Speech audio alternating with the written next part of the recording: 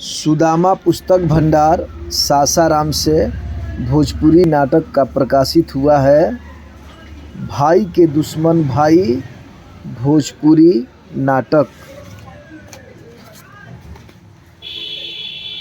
कसम धरती माई के एक महान दर्दनाक सामाजिक भोजपुरी नाटक। शिक्षाप्रद एकांकी नाटक भोजपुरी में बहुत ही सुंदर नाटक है।